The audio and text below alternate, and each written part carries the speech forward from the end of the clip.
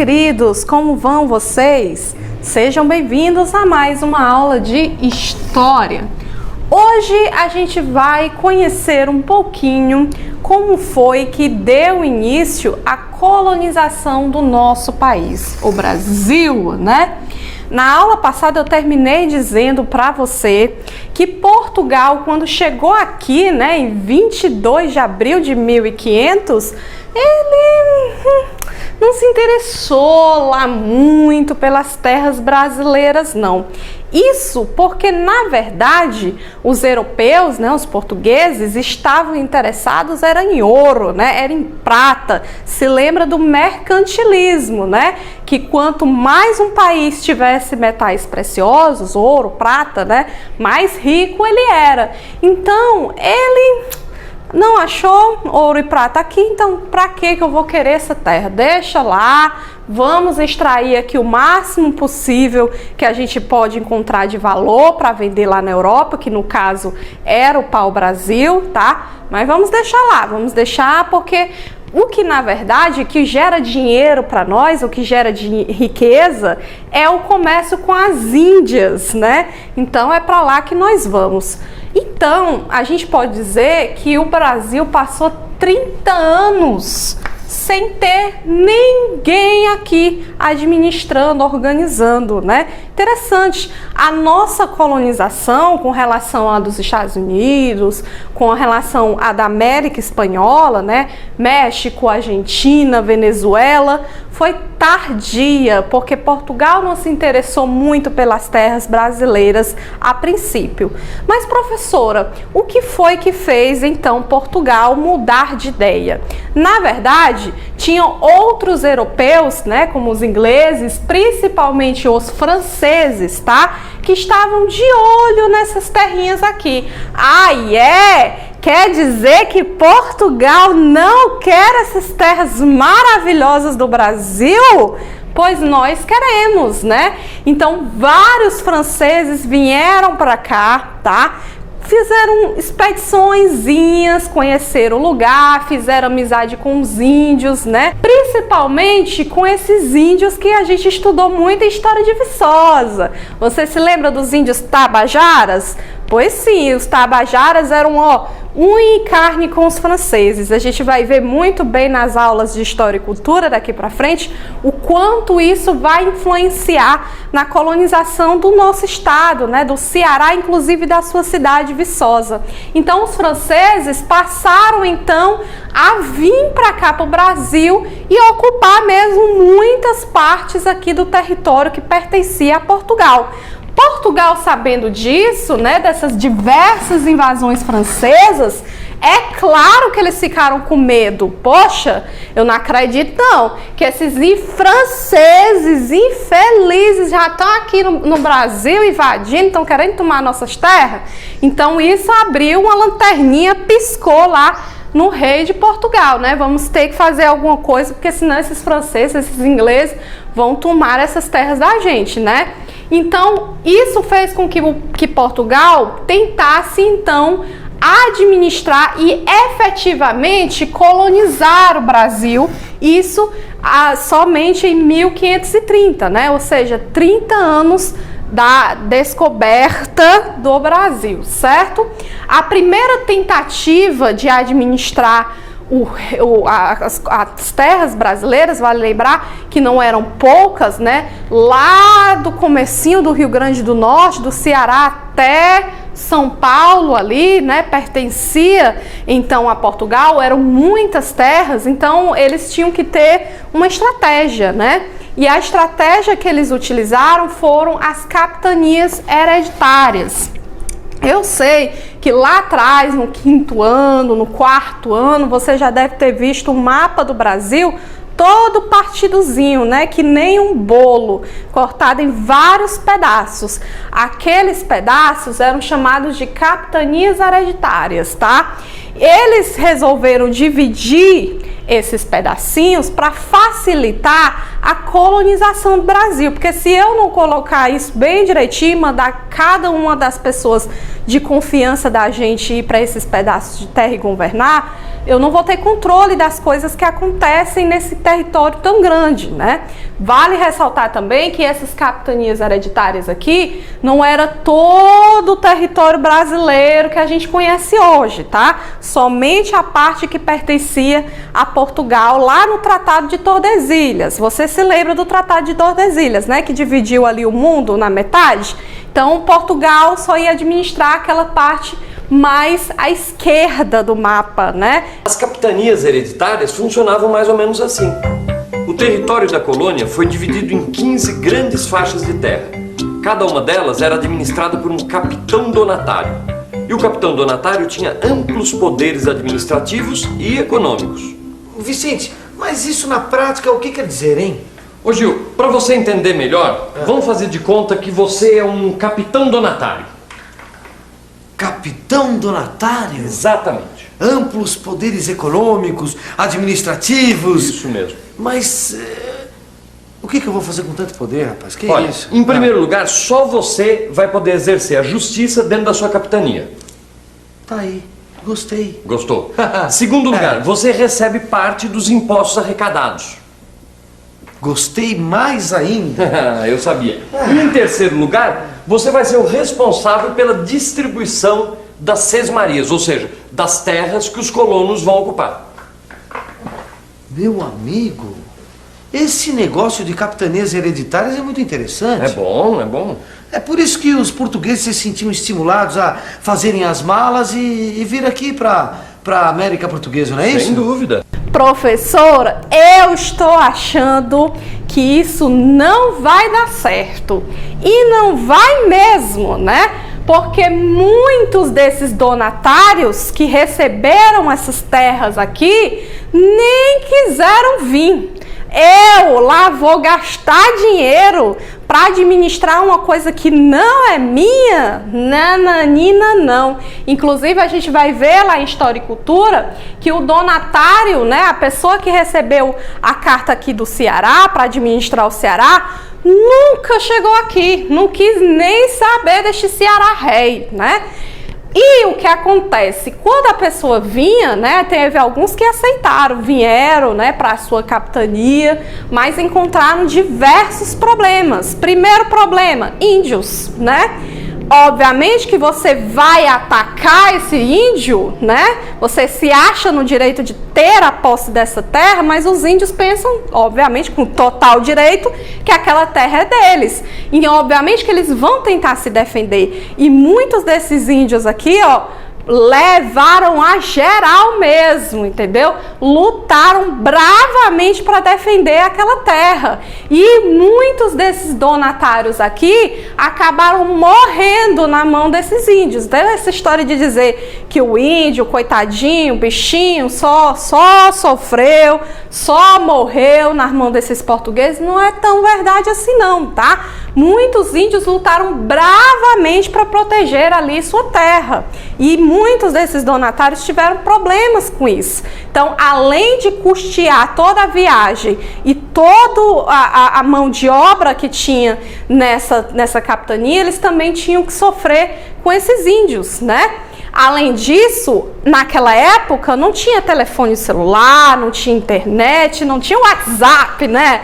Então a comunicação com Portugal era dificílima, tá? Não tinha como eu mandar um zap lá para Portugal para avisar que os índios estão lutando terror. Não tinha. Então ele mandava uma carta que podia levar 3 meses para chegar em Portugal e às vezes essa carta nem podia chegar. Então a comunicação entre essas capitanias e Portugal era difícil demais. Além do que não tinha uma comunicação uma com a outra, né? Por isso que logo no início essas capitanias hereditárias aqui não deram certo. Apenas 2 delas prosperaram, tá? Que é a capitania de São Vicente, que fica ali, acho que no Rio de Janeiro, lá no Sudeste, e a de Pernambuco, que vai ser no futuro o estado de Pernambuco, tá? Então apenas São Vicente e Pernambuco prosperaram. E um dos motivos pela qual fez com que essas capitanias dessem certo foi a cana-de-açúcar. Como assim, professora? Cana-de-açúcar? Como é que a cana-de-açúcar ajudou essas capitanias a darem certo? Primeiro, obviamente, que além de mandar uma pessoa para administrar essas terras brasileiras, né, tinha também que essas terras gerarem dinheiro. Olha só, a gente não pode ficar contando apenas com o pau-brasil. Uma hora esse pau-brasil vai acabar. E aí, como é que nós vamos gerar riqueza, né? Então, eles começaram a pensar que devia plantar alguma coisa aqui no Brasil, né? Que eles já sabiam que nessas terras tudo dá, né? Alguma coisa que gerasse lucro. E por que, professora, que Portugal resolveu então plantar cana-de-açúcar aqui no Brasil? Ah, isso aí é simples, Gil. Dá uma olhada nesse mapa aqui, ó. Okay. Tá vendo essa região aqui, ó? Tô. Aqui é o arquipélago da Madeira, que era uma outra colônia europeia. E você já deve estar adivinhando de que país era essa colônia. De Portugal. Acertou. Agora, adivinha o que os portugueses plantavam com sucesso aqui nessa região? Cana-de-açúcar. Exatamente. Por isso a coroa portuguesa resolveu repetir a fórmula aqui na América. Entendeu? Era um modelo de exploração que já tinha dado certo lá. Olha só, a coroa distribuía as terras, as chamadas sesmarias, aos particulares. Quem recebia as terras era responsável pela produção. A produção era feita nos engenhos de cana-de-açúcar.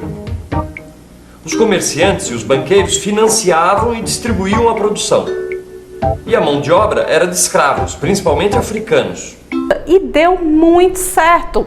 Esse negócio de açúcar gerou grandes lucros para esses donatários, inclusive para Portugal, né? Sendo aí o nosso principal produto exportador do Brasil naquela época, né? Todo o dinheiro que o Brasil dava para Portugal, né, todo o lucro que Portugal tinha com a sua colônia brasileira, vinha dessa cana-de-açúcar, porque lá na Europa não tinha açúcar não, meu filho. Caríssimo lá na Europa. Ele foi considerado tão importante, né, tão bem vendido lá na Europa, que era chamado de ouro branco, né, porque realmente era um produto valioso e que obviamente prosperou muito, principalmente nessas regiões aqui do Nordeste, né, nessas capitanias do Nordeste ficaram muito ricas graças à plantação de cana-de-açúcar, tá? Mas vai ter um acontecimento que vai mudar aí a história do Brasil, a história de Portugal e de alguns países da Europa. Professor, o chão vai tremer agora? Vai, menino, porque aconteceu uma tal de União Ibérica. Professor, o que é essa União Ibérica? Explica para mim, tá? O jovem rei de Portugal, Dom Sebastião, morre numa batalha na África e não deixa herdeiros. O trono português fica vago. Filipe II, rei da Espanha e primo de Dom Sebastião, reivindica o direito à coroa portuguesa. 1580. Com a ajuda da força militar e com apoio dentro de Portugal, Filipe II se torna rei dos dois países. Como Portugal e Espanha ficam na Península Ibérica, o período de 60 anos em que os reinos de Portugal e Espanha vão ficar unidos sob a mesma coroa é chamado de União Ibérica. E agora tudo era uma coisa só. Portugal, Espanha, tudo a mesma coisa. Professor, então quer dizer que agora o Brasil também faz parte da Espanha? Faz. Olha aí, já mudou toda a nossa história, né? Brasil agora era governado pela Espanha também, porque Portugal e Espanha agora tudo era a mesma coisa.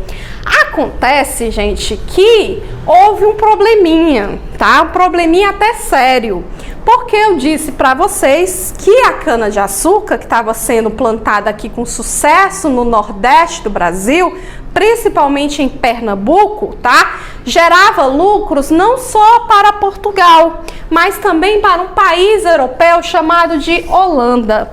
Portugal, gente, não tinha dinheiro para fazer toda aquela produção, você pegar a cana, esmagar a cana, tirar o caldo, transformar esse caldo em grãos. Na verdade, quem fazia esse trabalho de transformar o açúcar em grão, do jeito que a gente conhece, era a Holanda. A Holanda também deu muito dinheiro para muitos donos de engenhos aqui no Brasil, para que eles começassem a investir, a trazer máquinas, né, para poder aí tratar melhor este açúcar, certo? Para ter um açúcar de maior qualidade. Então a Holanda também lucrava muito com esse comércio aqui do açúcar. Inclusive Portugal dividia os lucros com a Holanda. Só que a Holanda, ela era inimiga da Espanha. Eita, professora, já viu que deu merda esse negócio, e deu merda e fedorenta mesmo. Porque agora, por causa da União Ibérica, Espanha e Portugal era só um. E aí, professora, como é que vai ficar a Holanda na história? A Espanha não quis nem saber. História de Holanda ficar lucrando com açúcar que é produzido no Brasil? Nunca essa desgraça vai chegar aqui, pegar dinheiro, a gente vai lucrar só com esse açúcar aí, nós não vamos se virar aqui. A Holanda, obviamente, que ficou chateada com isso, né? Então gerou esse conflito entre Espanha, que na verdade a Espanha estava governando Portugal também, por causa da União Ibérica, certo? Com a Holanda, né? Gerou aí uma briga danada. A Holanda, como não era besta nem nada, não ia ficar no prejuízo, né? Então eles colocaram o Tico e o Teco para bater. Vamos lá, vamos começar a pensar, porque a gente não pode deixar o Brasil, não, pelo amor de Deus. Esse Brasil, esse Nordeste é importante demais, porque lá sai o dinheirinho, sai o açúcar, tá? Então eles começaram a pensar numa forma de invadir o Brasil. Já que a gente está proibido amigavelmente de participar do comércio, nós vamos para lá, para esse Brasil. Nós vamos tomar essas terras, porque aí a gente faz o açúcar lá, vende e pronto, tá tudo lá no ato. Vamos buscar essa riqueza lá onde sai a fonte mesmo, entendeu? E aí eles lançaram uma tal da Companhia das Índias Ocidentais. Índias porque eles chamavam o Brasil ainda de Índias, tá? Então essa Companhia das Índias Ocidentais tinha o objetivo de invadir o Brasil mesmo. 1624. Os holandeses tentam conquistar Salvador e não conseguem. 1630. Os holandeses dominam a capitania de Pernambuco e dali partem para dominar o litoral de Alagoas e do Rio Grande do Norte. Apesar da resistência, os holandeses se entenderam com os senhores de engenho e mandaram um administrador para Recife, Maurício de Nassau. Maurício de Nassau era um cara realmente bem estrategista, que sabia ali como é que administrava as coisas.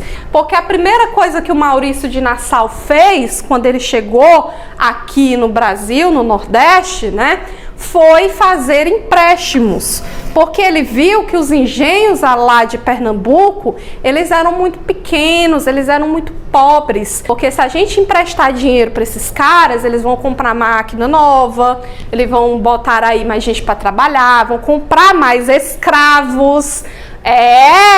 Vão comprar escravos. Estou falando que nessa época aqui não tinha trabalho assalariado, não. Você não trabalhava e recebia. Naquela época, quem fazia o trabalho pesado eram os escravos, né? Então, veio os escravos africanos, então, trabalhar pesado e sofrer aqui no Brasil. Além disso, né, ele fez outra coisa bastante legal, tá? Ele fez vários investimentos na cidade mesmo, né? Lá no próprio território de Pernambuco, na própria capitania. Construiu muitas obras públicas, né? Como escolas, hospitais, praças. Outra coisa legal que ele fez: tolerância religiosa. Vale lembrar que a Holanda não era católica, tá? Então, quando a Holanda invadiu o Brasil, certo?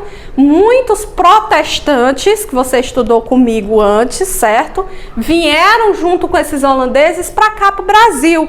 E essa tolerância religiosa permitia que várias religiões diferentes pudessem ser praticadas nessa região aqui de Pernambuco. E ele também incentivou as artes. Olha que bacana esse Maurício de Nassau, né? Ele incentivou que vários cientistas europeus, artistas viessem para cá para o Brasil, conhecer a nossa fauna, a nossa flora, desenhar aí como é que era o dia a dia lá de Pernambuco. Vários quadros lindos foram pintados aqui no Brasil, descoberto várias plantas medicinais, até antes desconhecidas. Então foi muito boa essa administração do Maurício de Nassau. E a Espanha? O que é que aconteceu? Deixou a Holanda ficar aqui no Brasil? Na verdade, a Espanha tentou várias vezes expulsar esses holandeses daqui, não conseguiram, muitas vezes também por ajuda desses próprios pernambucanos, tá? E a Espanha, gente, tinha muita colônia, mais colônia ainda do que Portugal para administrar. Então, meio que, gente, eu tenho tanta coisa para fazer, né? Eu vou me preocupar isso mais tarde. Acontece que Portugal, depois de muitos anos, tá? A Holanda já estava aqui, a Holanda já estava prosperando. Portugal conseguiu dar um pezinho na Espanha, conseguiu se livrar da Espanha, tá? E a partir desse momento houve a separação, acabou essa União Ibérica aqui. E aí o que que acontece? Outra coisa passou a prejudicar também essa estadia do Maurício de Nassau aqui. Primeiro porque a Holanda não estava gostando, né, da maneira como o Maurício de Nassau estava trabalhando com os brasileiros, não. Muitos holandeses, os chefões, né, estavam achando que o Maurício estava sendo era bom demais. Tinha que arrochar o laço mesmo, controlar mais mesmo para gerar mais lucro. Eles estavam começando a achar que o Maurício de Nassau estava enrolando, né? Ficando com mais dinheiro do que era destinado lá para a Holanda. E isso, né, o Maurício de Nassau, então, vocês estão me chamando de ladrão? Pois eu também não quero mais saber disso, não. Foi embora do Brasil, a Holanda passou a mandar outra pessoa para administrar. Essa outra pessoa passou mesmo, foi a cortar muita coisa que o Maurício de Nassau fez, a ser mais rigoroso. E claro, né, eles, os pernambucanos, não gostaram nada disso. E com a ajuda agora de Portugal, né, Portugal agora se separou da Espanha, expulsaram então a Holanda daqui do Brasil, tá? Mas isso é apenas o começo, ok? Próxima aula a gente vai ver aí como vai dar a continuação, né, dessa colonização, os primeiros anos do Brasil agora nessa idade moderna, tá? Mas antes, desafio! Não podemos deixar essa aula sem desafio. Responde essa pergunta aqui debaixo no seu caderno, certo? E manda a resposta para mim hoje. Explica para mim o que foi a União Ibérica. O que foi a União Ibérica? Manda a resposta para mim já já. Tô esperando, tá? Chamada para poder encerrar, ok? Camila, Gustavo, Gabriela. Camila, Gustavo, Gabriela, Jussara Marina Tamires. Jussara Marina Tamires. Passo agora para Eric, Luan, Carlos Henrique. Eric, Luan, Carlos Henrique. Passa agora para Alexandre, Alex, Elaine. Alexandre, Alex, Elaine, Francisca. Francisca Maria, responde aí, tá? Não deixe de responder aí no chat. Espero que vocês tenham entendido. Qualquer dúvida, vocês podem perguntar. Não deixe de pesquisar, de assistir essas aulas de novo para responder suas atividades certinho.